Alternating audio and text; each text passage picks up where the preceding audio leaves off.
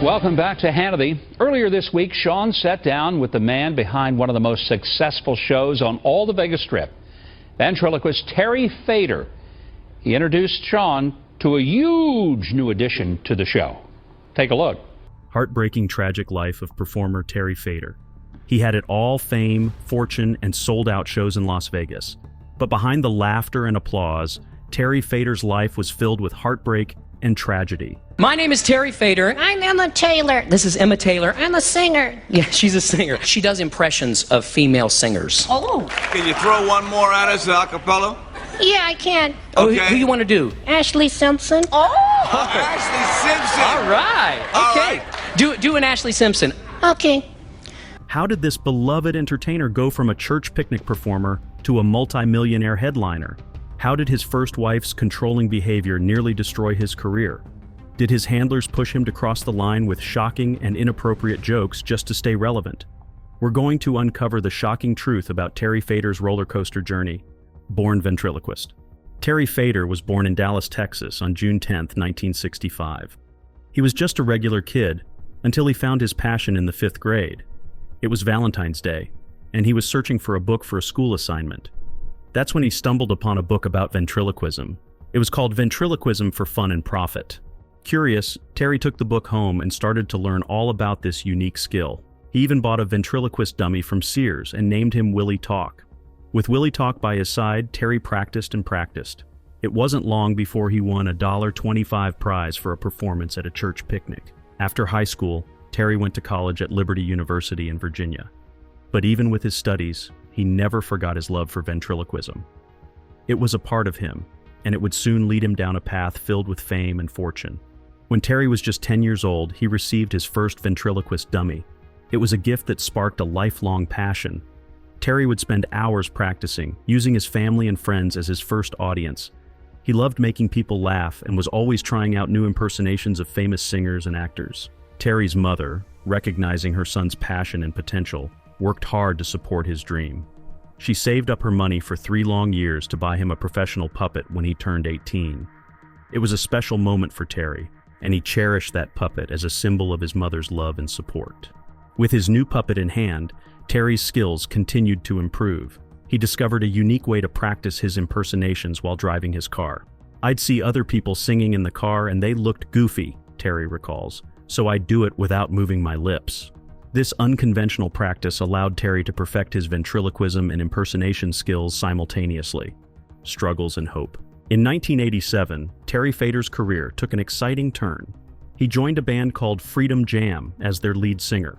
This was a big opportunity for him to showcase his talents on a larger stage. With Young American Showcase producing their tour, Terry and the band traveled across the United States and Canada, performing at over 200 high schools and middle schools. It was a whirlwind experience, with an average of 3 performances packed into each school day. Terry's passion for ventriloquism didn't fade during this time. In fact, he found a way to incorporate his puppetry skills into his performances. Midway through 1988, Terry transitioned to become the lead singer for another show band called Texas the Band. With this band, he introduced his puppet Walter T. Airedale to the stage, adding a unique element to their shows.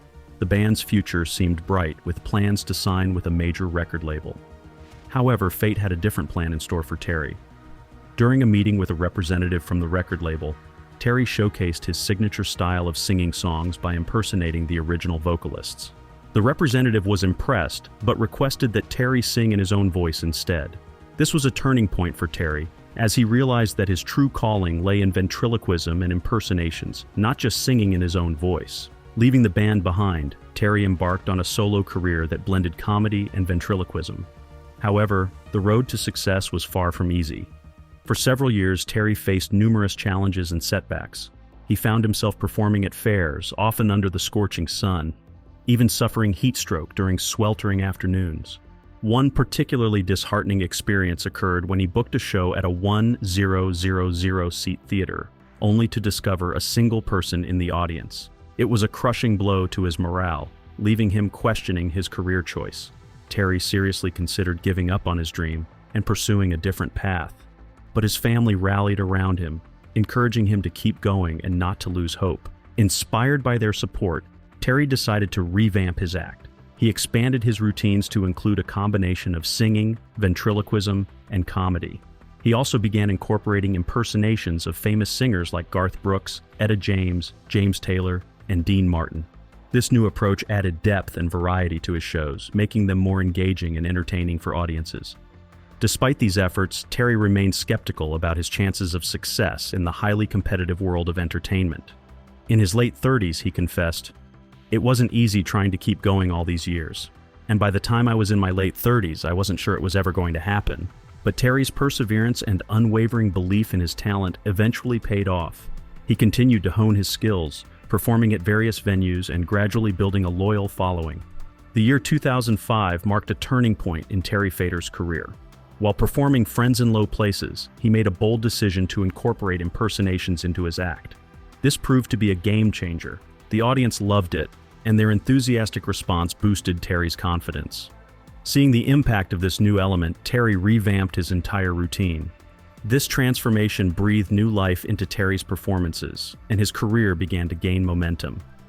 His newfound success opened doors to exciting opportunities. He was invited to perform at corporate functions for major companies like General Motors and AT&T, but that was just the beginning. Terry's rising star caught the attention of some big names in the music industry. He was asked to open for renowned artists like Reba McEntire, Garth Brooks, Neil McCoy, and Styx. This was a major milestone for Terry, as it allowed him to share the stage with some of his idols and expose his unique act to a broader fan base. Life-changing moment. The year 2007 brought a life-changing opportunity for Terry Fator. On June 19th, he stepped onto the national stage for the first time, appearing on America's Got Talent. It was a surreal experience for Terry, who never imagined he would win the show. "Not in my wildest dreams," he admitted. His initial motivation for auditioning was simply to follow in the footsteps of a previous ventriloquist contestant who had secured a spot on The Late Show with David Letterman. Terry figured he'd do a few episodes and then land his own appearance on the show. But fate had a different plan in store for Terry. He not only made it onto America's Got Talent, but he went on to win the entire competition. His unique blend of ventriloquism, comedy, and impersonations captivated both the judges and the audience, propelling him to national fame. Winning the show was a dream come true, but it also brought unexpected challenges. Terry's schedule quickly became packed with appearances, interviews, and performances. In a twist of irony, he had to decline the coveted Late Show with David Letterman gig 14 times before his schedule finally cleared up. "My schedule got so packed and it broke my heart every time I had to turn him down," Terry shared. Terry Fator's first appearance on America's Got Talent was met with a mix of anticipation and apprehension. As he walked onto the stage, Judge David Hasselhoff's words, "Oh no, a ventriloquist," echoed through the theater. It was a moment of doubt for Terry, who instantly thought, "There's no way I would win." He gave himself zero chance of success. The judges, Piers Morgan, Sharon Osbourne, and David Hasselhoff, held the power to make or break his dreams. Terry's nerves were on edge, but he knew he had to give it his all. As he began his performance, a transformation took place. The judges, who had initially seemed skeptical, were quickly won over by Terry's unique talent. Piers Morgan, known for his sharp critiques, was full of praise. He declared, "You're a great impersonator, a great singer, and a great comedian." Sharon Osbourne, with her warm personality, couldn't help but smile as Terry's puppets and impersonations brought laughter and joy to the audience. Even David Hasselhoff, who had initially expressed doubt, was now a fan. But the ultimate validation came from Simon Cowell, the notoriously tough judge. Cowell, known for his blunt honesty, surprised everyone by stating that Terry was one of the top 2 entertainers on the planet. This was a monumental compliment, as Cowell rarely showered contestants with such high praise. Getting a compliment from Simon Cowell, well, not many people get a compliment like that, Terry reflected. Stardom beyond America's Got Talent. Terry Fator's victory on America's Got Talent opened a new chapter in his life. The show announced that as part of his win, he would be performing at the Jubilee Theater at Bally's Las Vegas. However, there was a catch.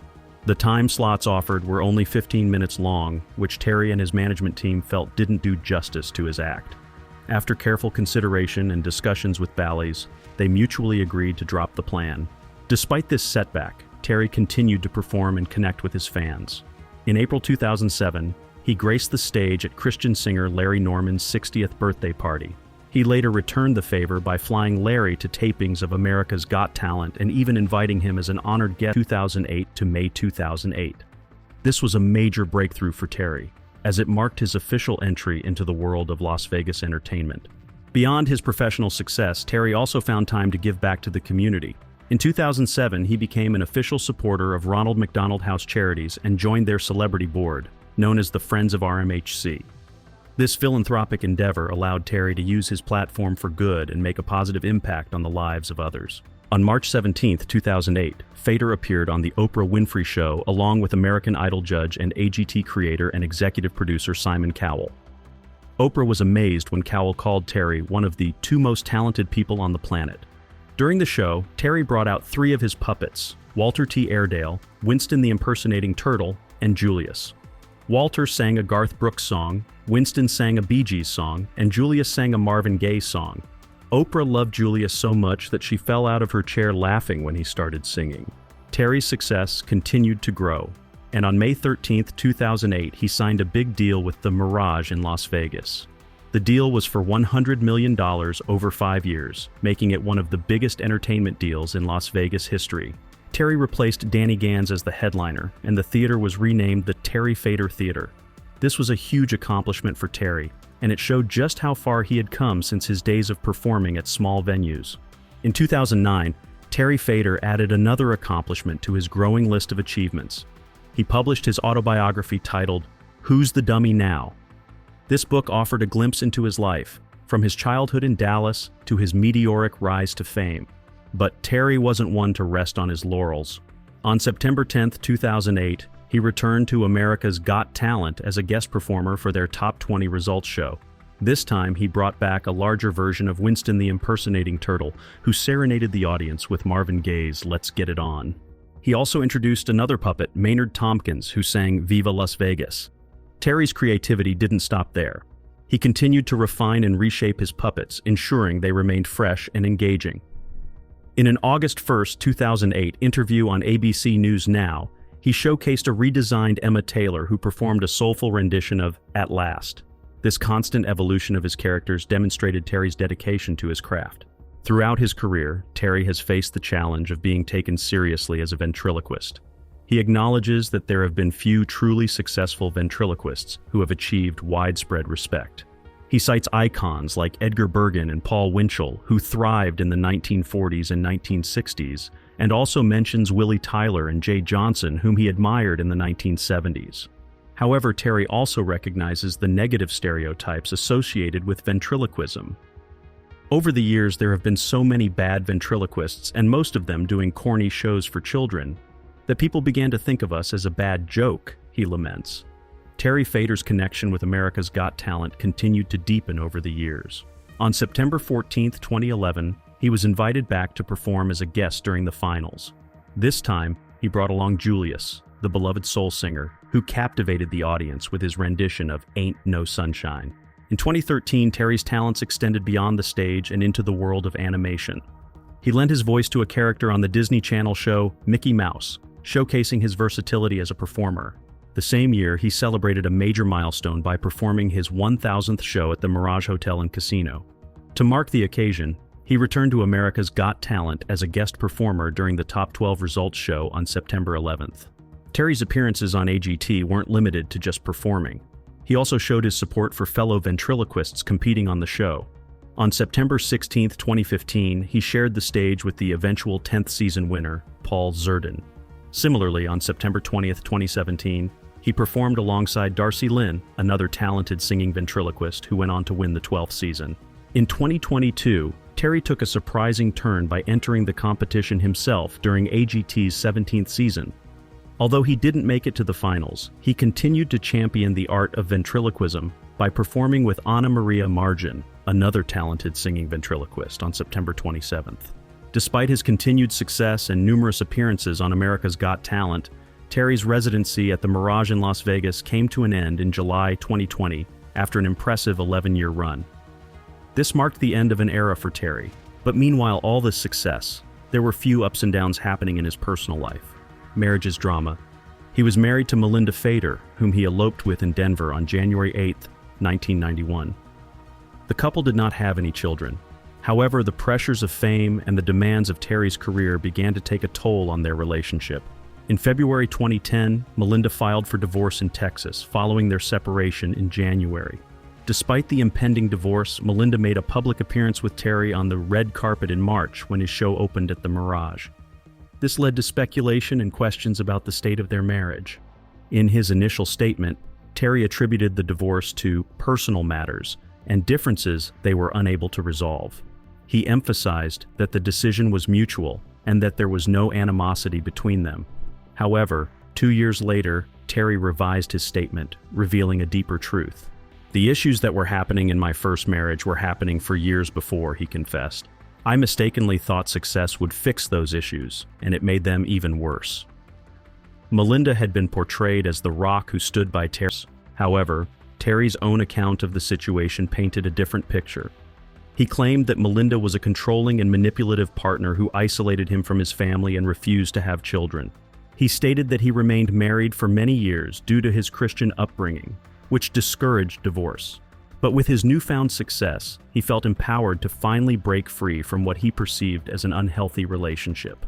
He claimed that she exerted significant control over his life, even extending to his autobiography, Who's the Dummy Now?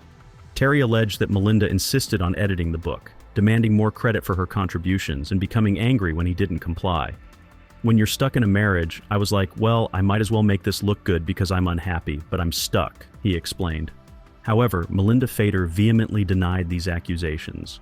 She insisted that her involvement in editing the book was limited to correcting grammar and spelling errors.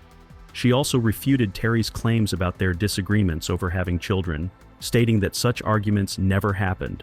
Melinda expressed surprise at Terry's sudden discontent, claiming she was unaware of his unhappiness until he demanded a separation. He's playing the victim card, and that's not right, she asserted. He is trying to play off all of his decisions on everyone else and try to not take responsibility for anything. Melinda's response painted a different picture of their relationship. Terry Fator admits to some responsibility for the situation, but only for allowing it to happen. He felt controlled not only by Melinda but also by his career handlers, who dictated the content of his shows after his America's Got Talent win in 2007. Terry confessed to being too big of a wimp to stand up for himself during this time. He claimed his handlers pressured him to incorporate more risque humor into his act, even pushing him towards divisive political jokes in an attempt to be edgy. While Terry didn't name names, he did part ways with his post-AGT manager John McEntee in 2009 and settled a legal dispute with him last fall. Interestingly, there seems to be a contradiction in Terry's account. He alleges that his handlers simultaneously encouraged him to embrace a more provocative style, while also cautioning behind these events remains elusive, especially considering Melinda's cryptic response to the accusations. She stated, "He knows the truth. I know the truth. He knows I know the truth. So whatever he chooses to put out there is his business. I've never badmouthed him in the press. I will not badmouth him in the press."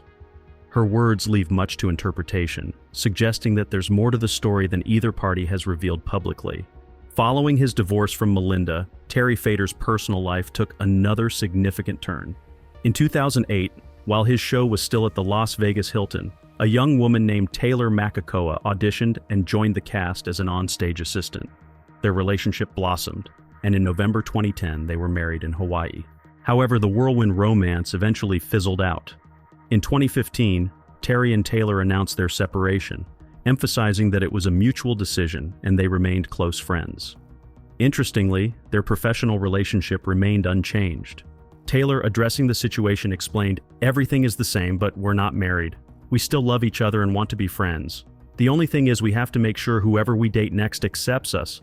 Terry Fator's love life took another turn in 2015 when he met Angie Fiore, a chef from Dallas. They met at a charity event in Corsicana, Texas, thanks to Terry's sister who had hired Angie to cater the event. It was love at first sight for Terry, and after a few months of dating, he proposed to Angie on stage during one of his shows at the Mirage in Las Vegas. Can you imagine the surprise? Even his first ex-wife was in the audience.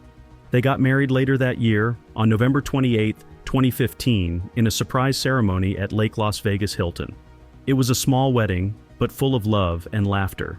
Angie even managed to find a wedding dress just 2 days before the big day. This was Angie's first marriage and Terry's third. Terry and Angie seem very happy together. They live in Las Vegas, where Angie continues her work as a chef and caterer. She's even thinking about moving her business from Dallas to Las Vegas. She's also the president of the Terry Fator Foundation, a charity that helps veterans and first responders. A man with a big heart. Terry Fator's heart is as big as his talent. He's passionate about giving back to the community, especially through his performances. In July 2007, he went to Montana to help raise money for the Kidsport Sports Complex in Kalispell. He loved it so much, he promised to come back the next year, and he kept his word even though he was super busy. Nancy Manning from the Rotary Club of Kalispell remembers, "We thought he wouldn't have time, but he made time because it's so important to him."